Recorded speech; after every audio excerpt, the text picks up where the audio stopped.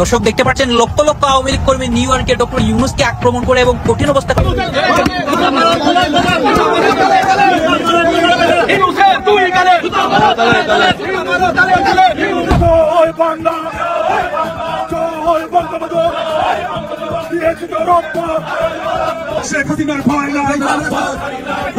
নানা কারণে তার এই সফরটি গুরুত্বপূর্ণ এবং ইন্টারেস্টিংও বটে কিছুটা, কারণ তার এই সফর সঙ্গীদের ঘিরে নানা রকম কথাবার্তা হচ্ছে দেশে এবং বিদেশে, যে এরকম তো আগে কখনো ঘটেনি। সরকার প্রধান রাষ্ট্রীয় সফরে দেশের বাইরে গিয়েছেন, বিরোধী দলের নেতাদের সঙ্গে নিয়ে গেছেন, এমন ঘটনা বাংলাদেশে আগে কখনো ঘটেনি। তো কেন এমনটি হয়েছে এটি নিয়েও নানান আলাপ আছে। তো যারা ইউনূস সরকার বিরোধী, ইউনূস সেইটার এবং অন্তর্বর্তীকালীন সরকারের ধ্বংস চাচ্ছেন, এই সরকার কি টিকে থাকুক, সরকারটি কখনোই তারা চাননি, এখনও চাচ্ছেন না, তাদের কাছে একরকম ব্যাখ্যা আছে কেন তিনি এই রাজনীতিবিদদের সঙ্গে নিয়ে যাচ্ছেন। তো তারা বলবার চেষ্টা করছেন যে এইবার অধ্যাপক ইউনূস প্রথমবারের মতো সবচাইতে বেশি ভয়াবহ প্রতিরোধের মোকাবেলা করবেন নিউ ইয়র্কে, কারণ আওয়ামী বাকশালীরা সেখানে তাকে প্রতিরোধ করবার একটি কর্মসূচি নিয়েছে, জোরালো কর্মসূচি, যেখানে ইউনূস সেখানেই প্রতিরোধ, এই হলো তাদের স্লোগান। তো এই ভয়ে সেই ইউনূস সেইটাররা বলবার চেষ্টা করছেন যে এই ভয়ে তিনি বিএনপি এবং জামায়াত এনসিপির নেতৃবৃন্দকে সঙ্গে নিয়েছেন, যাতে করে যুক্তরাষ্ট্রে অবস্থানরত এই দলগুলোর অ্যাক্টিভিস্টরা, নেতাকর্মীরা অধ্যাপক ইউনূসকে সাপোর্ট দিতে পারেন, রাস্তায় নেমে যুক্তরাষ্ট্রে আওয়ামীদের সেই প্রতিরোধকে প্রতিরোধ করতে পারেন। এই উদ্দেশ্যে তিনি এই নেতৃবৃন্দকে বিভিন্ন দল থেকে সঙ্গে নিয়েছেন, দল ভারী করবার জন্য এবং আত্মরক্ষা করবার জন্য। তো কিছু কিছু ইউটিউবার, টক শো ব্যাপারী এবং ইউটিউব ভিউ ব্যবসায়ী বলবার চেষ্টা করছেন যে এই নেতারা মির্জা ফখরুল ইসলাম আলমগীর, সৈয়দ আবদুল্লাহ মোহাম্মদ তাহের, হুমায়ুন কবির, জনাব নকিব, তারপর তাসনিম জারা এবং আখতার হোসেন, এরা বডিগার্ড হিসেবে যাচ্ছেন অধ্যাপক ইউনূসের। কিছু কিছু দৌড়মুখ এরকম কথা বলছেন। তো সেই বিষয়ে আলোচনা করার জন্য আমি এপিসোডটি আসলে করছি না, যে জন্যে করছি, ইতিমধ্যে বিভিন্ন সংবাদপত্রে প্রকাশিত হয়েছে, অনেক ইউটিউবে ভিডিও চলে এসছে, আমরা দেখতে পাচ্ছি অধ্যাপক ইউনূস নিউ ইয়র্কে পৌঁছবার আগে থেকেই আওয়ামী বাকশালীরা সেখানে একত্রিত হবার চেষ্টা করছেন, একত্রিত হয়েছেন এবং মিছিল মিটিংয়ে সরগরম করে তুলেছেন বাঙালি অধ্যুষিত এলাকাগুলো নিউ ইয়র্কের, বিশেষভাবে জ্যাকসন হাইটস। জ্যাকসন হাইটস যুক্তরাষ্ট্রের নিউ ইয়র্কের কুইন্স এলাকার একটি বাঙালি অধ্যুষিত জায়গা এবং ব্যবসা কেন্দ্র। বেশিরভাগ বিজনেসগুলো ওখানে বাঙালিরা এখন ওন করেন, আগে ভারতীয়রা করতেন।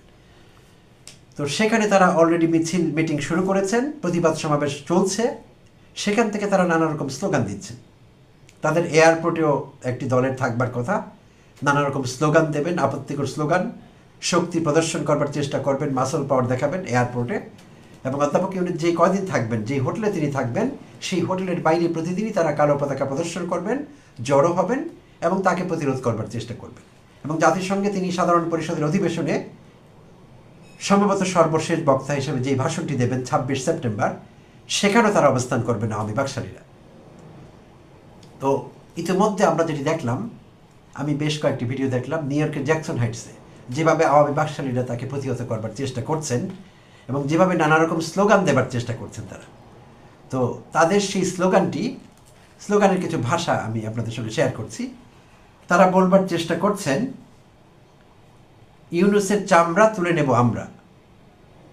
শুধু নিউ ইয়র্কের বাঙালিরা না, নিউ ইয়র্কের আওয়ামী বাকশালীরা না, তারা বিভিন্ন অঙ্গরাজ্য থেকে যুক্তরাষ্ট্রে, যেমন যেটি জানা গেছে Florida, Georgia, Connecticut, Pennsylvania, new jersey, Delaware, Maryland, Illinois, এরকম বিভিন্ন অঙ্গরাজ্য থেকে তারা মিশিগান একত্রিত হচ্ছেন, সেখানে হয়েছেন।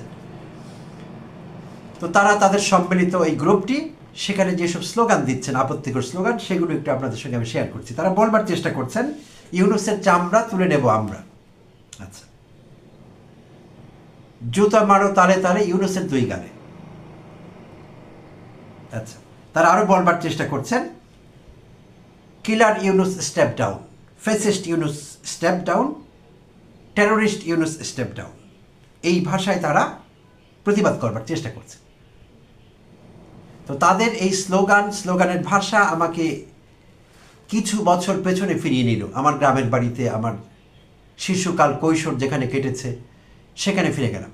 গ্রামে আমি লক্ষ্য করেছি ভাদ্র মাসে গ্রামের মানুষ তাদের যার যত বাক্স পেটরা আছে, ল্যাপ তোষক, পুরনো কাগজ, দলিলপত্র, সব কিছু তারা রোদে শুকান পোকামাকড়ের আক্রমণ থেকে বাঁচাবার জন্য।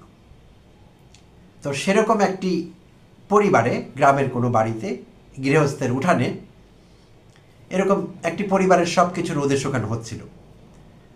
তো সেখান থেকে একটি বাচ্চা কাগজপত্র থেকে একটি কাগজ, একটি মার্কশিট, নম্বর ফর্দ তুলে নিয়ে ঘোরাঘুরি করছিল সেটি হাতে নিয়ে। তো সেই বাচ্চার বাবা এসে তার হাত থেকে সেটি নিয়ে নেয়। তো দেখা গেল সেই নম্বর ফর্দে অঙ্কে মার্কস আছে, স্কুলের কোনো একটি ক্লাসের সেই নম্বর ফর্দ মার্কশিট, অঙ্কে 10 পাওয়া গেছে, 100 থেকে 10 পেয়েছে। যিনি সেই নম্বর ফর্দের ধারক বা যার সেই মার্কশিট, তার মার্কসটি ইন্ডিকেট করা আছে 100-র মধ্যে ম্যাথামেটিক্সে 10 পেয়েছেন তিনি। তো সেই শিশুটির বাবা বা কিশোরটির বাবা সেটি হাতে নিয়ে বলছেন যে তুমি অঙ্কে 10 পেয়েছ, জানো তোমার সময় আমি কত পেতাম? আমি অনেক হাই মার্কস পেতাম অঙ্কে, 70, 80, 90 এরকম পেতাম, তুমি 10 পেয়েছো মাত্র। তো এইবার শিশুটি হেসে বলছে, বাবা তুমি ভুল করছো, এটি আমার মার্কশিট না, এটি তোমার ছোটবেলার মার্কশিট।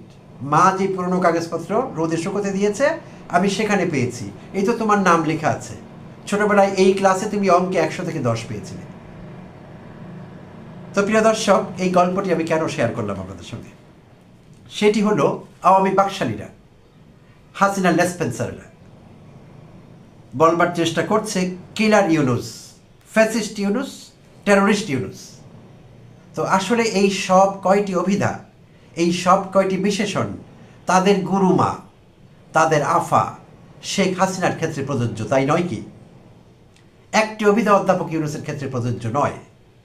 তিনি কাউকে খুন করেননি, সো তিনি কিলার হতে পারেন না। তিনি কোনো ফ্যাসিজম প্র্যাকটিস করেননি, তাই তিনি ফ্যাসিস্ট হতে পারেন না। তিনি টেরোরিস্ট হতে পারেন না, কারণ টেরোরিজম চর্চা করেছে শেখ হাসিনা, তাদের আফা, তাদের গুরুমা। তো সেই একই কথা তারা সেই গ্রামের গল্পের মতো ভুল করে তাদের মুখ দিয়ে এই বেফাস